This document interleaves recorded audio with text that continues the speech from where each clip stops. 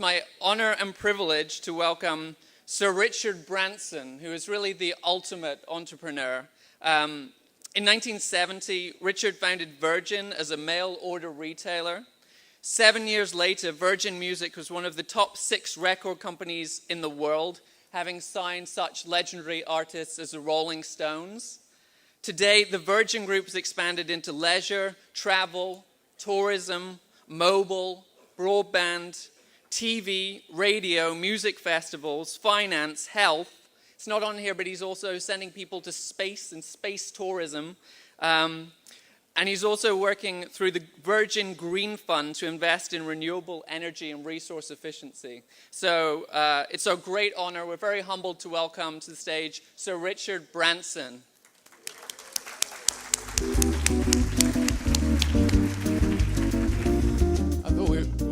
I thought we were all going to come on together, but anyway. So I'd like to bring on José María Figueres, if he's there. We're all here. Come on. There. José María used to be president of Costa Rica, and he now heads up the Carbon War Room, and he's famous for the saying, "There's no planet B." And anyway, he heads out the Carbon War Room in a magnificent way and with a great sense of smile and with the takes on the challenge full on. Anyway, thank you for coming. I'll leave you to introduce everybody else. Thank you, Richard. Well, thank you for being with us. We'll come to you one by one. We have some questions that we'd like to ask you here this afternoon. Buenas tardes, amigas y amigos. Muchísimas gracias por estar aquí esta tarde con nosotros. Johan, let me come to you first. So, as Richard just said, there is no planet B. We've got to take care of this home that we have. There are obviously many things that we could do better. So, what is your vision of a perfect world, and how could business help achieve that vision? Well, José María, first and foremost, I guess I hope that our demands as humans do not exceed our planet's capacity to actually sustain us. So I call it the entry ticket for getting admitted to the perfect world and to paradise and not getting kicked out of it. And perhaps we're actually restoring and replenishing nature's beauty and its resources. And I think I'm allowed to fantasize a bit about paradise in my description of the perfect world. A perfect world would be one in which poverty has been eradicated and human prosperity. It's within planetary boundaries, allowing us and nature to flourish. A world where we celebrate nature's and cultural diversity all together in peace. Now, in terms of businesses, I wish for business to contribute to an equitable and sustainable future, where business has moved beyond being a part of the problem and has become a bigger part of the solution. One in which valuing natural capital and accounting for businesses' environmental and social footprint on our planet is no longer just a dream and up for debate. I wish that businesses across all sectors are transparent and are taking full responsibility for nature, and perhaps that environmental profit and loss accounting has become de rigueur. And the race to the top is no longer towards the bottom line, but towards the triple bottom line of people, planet, and profit, where we've attained an integrated vision, an interconnectedness of social, environmental, and economic dimensions of sustainable development, in which business is inclusive and holistic by working with nature and society combined. Call it a dream, call it paradise, whatever you want it, or a perfect world, but that's certainly a world I would love to be a part of and live in. Thank you, Jochen Zeitz, CEO of PUMA. So I think all these people on this stage have made real differences in their own businesses, and we have an awards ceremony at 7 o'clock tonight, if anybody's would like to come and see them receive their awards. But we thought we'd get some words of wisdom from them first. Eden, I think you won an award for innovations with mushrooms. and you seem to have disrupted the mushroom industry. And how do you actually go about disrupting that industry? And what can you explain why you got the award? Or why you think you got the award? maybe they took too many mushrooms. I don't know. Yeah, could be. Even though it was a Dutch award, the Green Challenge, it wasn't that kind of mushroom. But we are disrupting the plastics industry at Ecovative, and we're doing it by growing an organism whose body's a living plastic.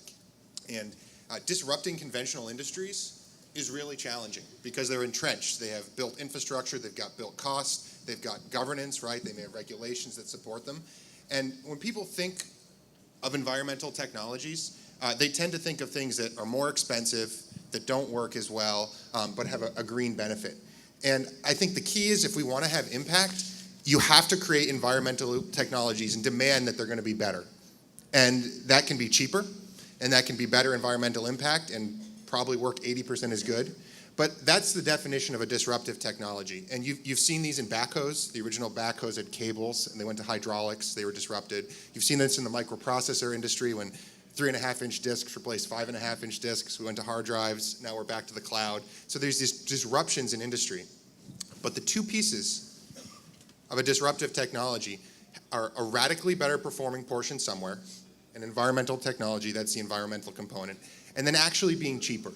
And as entrepreneurs, as innovators, as scientists, as young leaders coming up, we have to demand solutions that are actually going to be cheaper than existing fossil fuels and synthetics.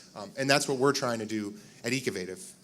And I'll just add one other point, which is I think nature, the technology embodied in nature, in butterflies or in trees, is the ultimate disruptive solution, which is going to let us live sustainably on this planet. So, Richard, one of the nice things about Eben's Prize and what he's doing is that, in this world of today, one never knows where one receives help from, but there are people there trying to do good. In his case, it was the Dutch postcode lottery that recognized the potential of what he was doing and singled him out and has nurtured his endeavor going forward.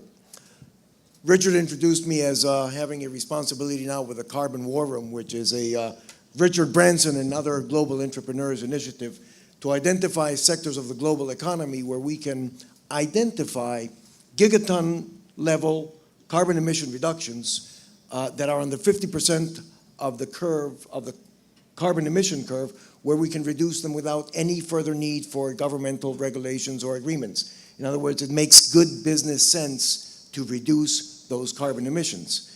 And Dennis Hunter has certainly been an innovator in that field.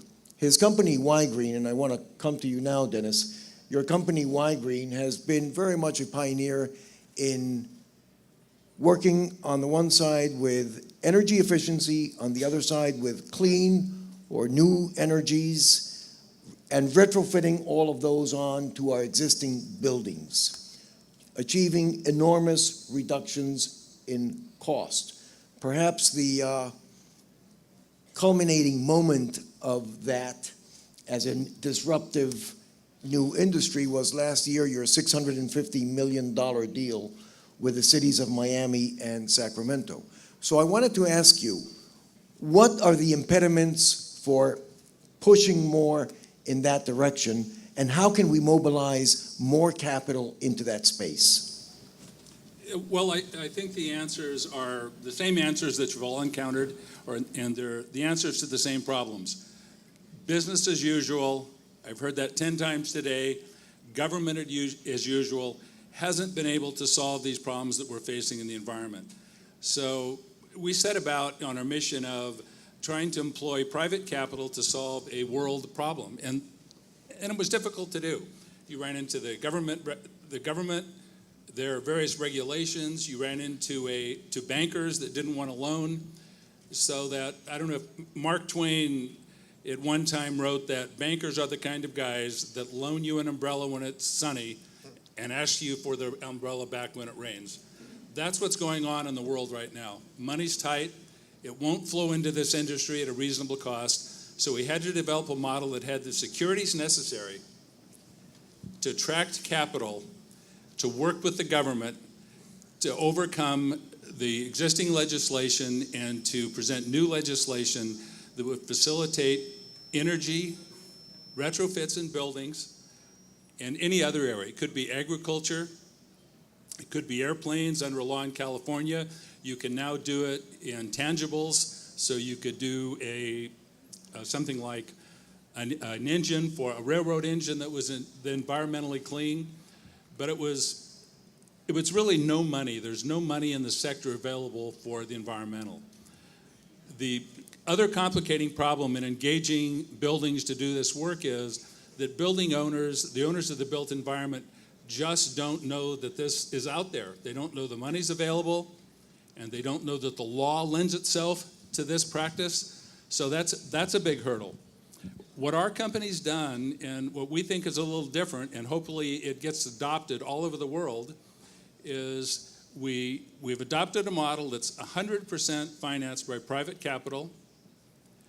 It not only finances the improvements on the buildings, it also finances the municipalities, the government agencies that want to start a program and don't have the capital to do so.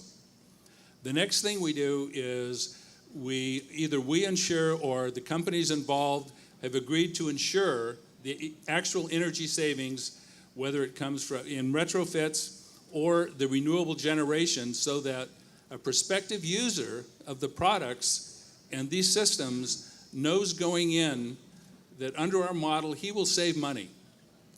So when you 100% finance something and you make money with what you do with your building, we feel that should be very attractive. So part of our model is getting the marketing done to educate people that this is a no-cost, make money proposition that hopefully will really convert a lot of these CO2 generating engines around the country. All of our buildings, this massive output of contaminants. So that's been our goal.